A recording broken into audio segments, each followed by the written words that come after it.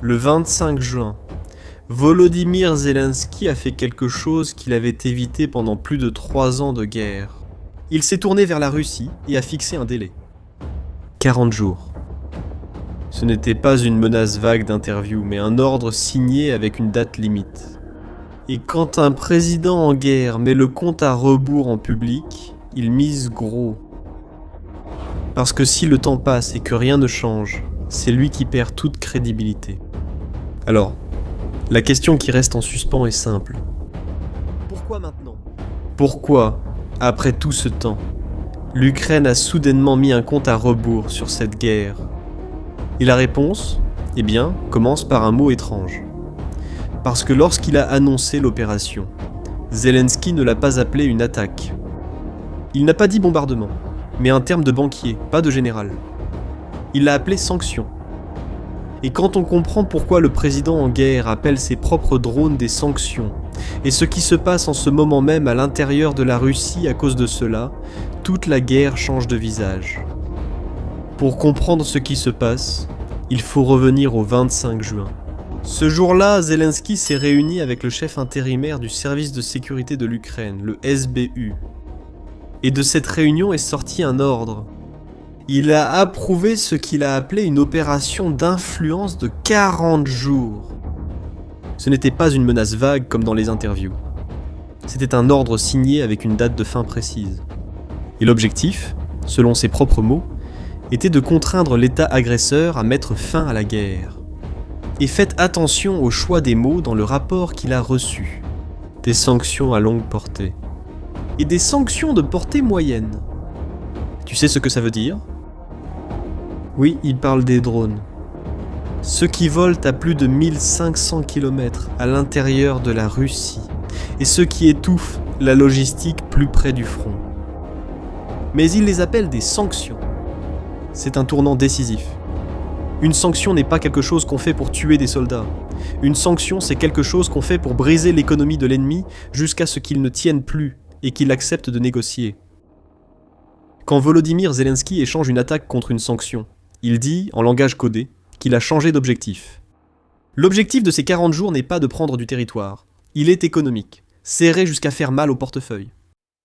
Et l'Ukraine a découvert quelque chose qui change tout. Elle a arrêté d'attendre que l'Occident sanctionne la Russie à sa place, n'est-ce pas ? Elle a mis en place sa propre machine à sanctions. Mais ici, elle marche avec des explosifs, pas un stylo. Mais alors, une question se pose. Sanctionner où, au juste ? Parce qu'on ne brise pas un pays de la taille de la Russie en attaquant des tranchées. Le point faible d'un empire qui vit du pétrole, c'est justement le pétrole. L'argent du pétrole et du gaz finance environ un quart de tout le budget de l'État russe. C'est ce robinet qui paie le soldat, le char, le missile. Donc, si vous coupez le robinet, vous attaquez toute la guerre. L'Ukraine a commencé à le faire. Les drones longue portée ont cessé de viser uniquement les casernes et ont commencé à viser les raffineries.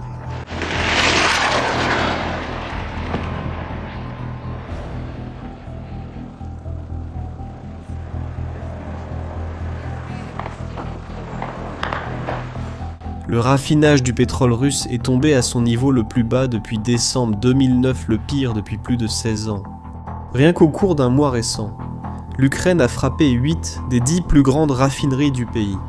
La production d'essence a chuté d'environ 25% par rapport à l'année dernière. Parler uniquement de chiffres ne sert à rien, c'est trop abstrait. Laisse-moi te montrer ce qui se passe vraiment. Commençons par la Crimée. La péninsule que la Russie a annexée en 2014 et qu'elle considère comme le trophée le plus précieux de l'ère Poutine. Écoute cet habitant de Sébastopol qui filme depuis la fenêtre de sa voiture, passant de station-service en station-service et les trouvant tous vides. Inutile d'y aller, il n'y a rien à faire, on va faire du vélo. Il plaisante, mais cette plaisanterie est le reflet d'une ville qui s'arrête. Les prix sur les panneaux sont tous à zéro. Les pompes portent une petite pancarte indiquant qu'il n'y en a pas. Ce n'est pas qu'une station malchanceuse, c'est toute la ville.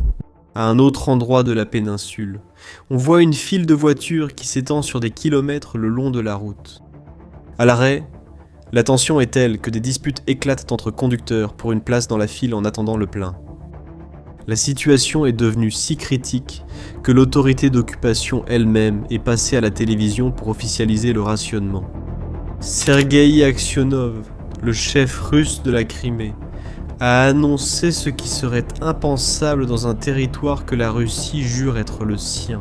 Chers Criméens, à partir de 9h, dans les stations-service de Crimée, la fourniture de carburant contre paiement en espèces, par carte, ainsi que par bon, pour les personnes morales et physiques, sera suspendue. Le carburant ne sera fourni qu'aux organismes publics qui assurent le fonctionnement et la sécurité de la République de Crimée. Remarquez ce qu'il vient de dire. La vente de carburant aux citoyens ordinaires est suspendue. Sous n'importe quelle forme de paiement, argent liquide, carte, coupon. L'essence est désormais réservée à l'État. Dans un territoire que la Russie a annexé pour montrer sa force, le Russe ordinaire n'arrive même plus à faire le plein.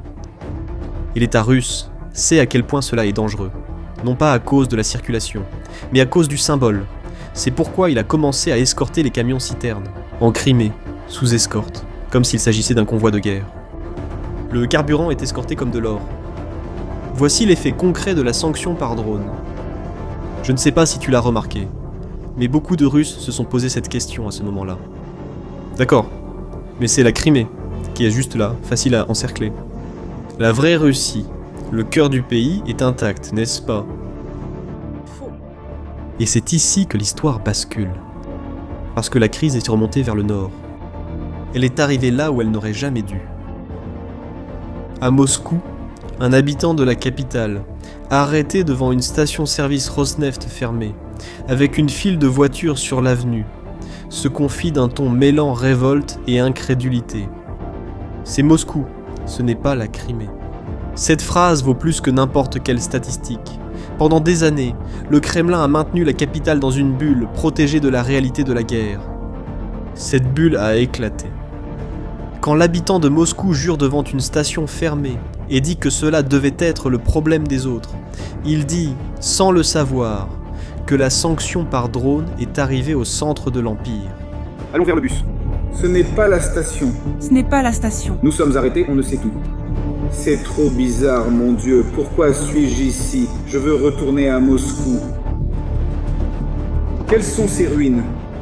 La crise est devenue si étouffante que l'impensable s'est produit.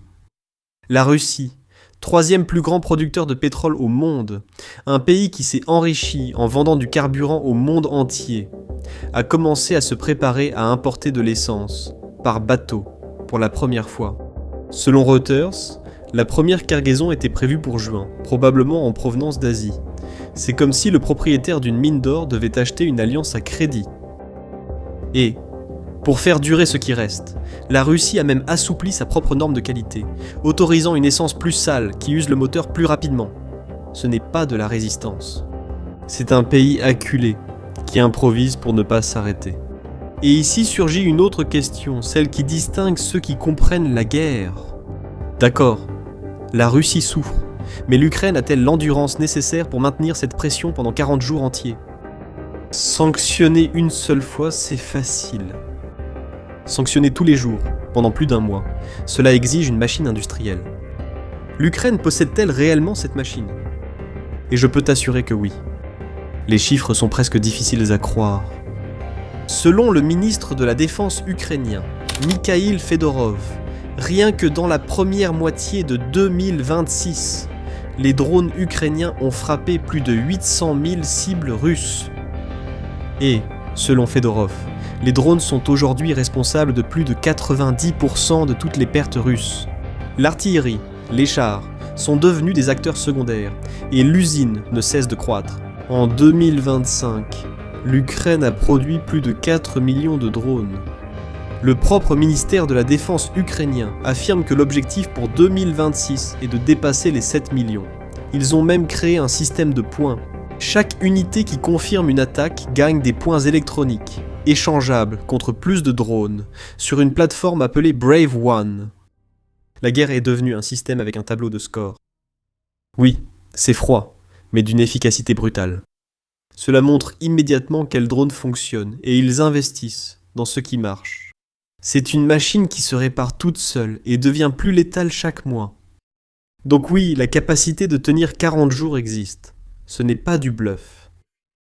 Et cela nous ramène à la question du début.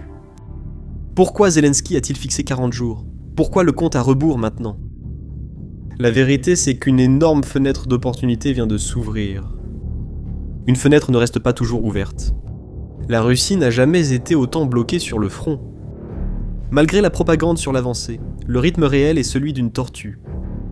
Lors de l'offensive sur la ville de Pokrovsk, l'armée russe a avancé en moyenne d'environ 70 mètres par jour, plus lent que les fronts les plus sanglants de la Première Guerre mondiale.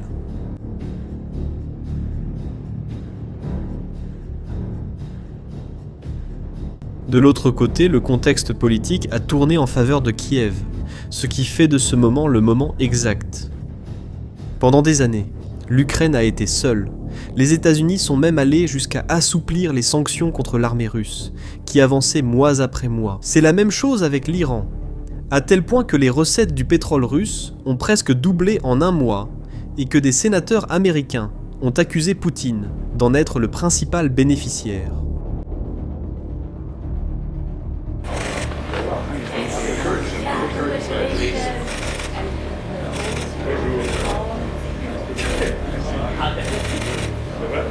Mais maintenant, la situation a changé. Au sommet du G7 en juin, l'Ukraine était assise à la table des plus grandes puissances. Et la Russie est restée à l'écart. La symbolique est totale. En 2014, c'est la Russie qui a été expulsée du G8 de l'époque justement à cause de la Crimée. 12 ans plus tard, c'est l'Ukraine qui occupe le siège. Et les dirigeants du G7 ont accepté de renforcer les sanctions sur le pétrole et le gaz russe. Et il y a eu un tournant encore plus important, annoncé par le président français. Pour la première fois, selon Macron, les États-Unis ont signé un texte officiel déclarant qu'ils ne sont plus des médiateurs neutres. Ils sont du côté de l'Ukraine, y compris dans les sanctions contre Moscou.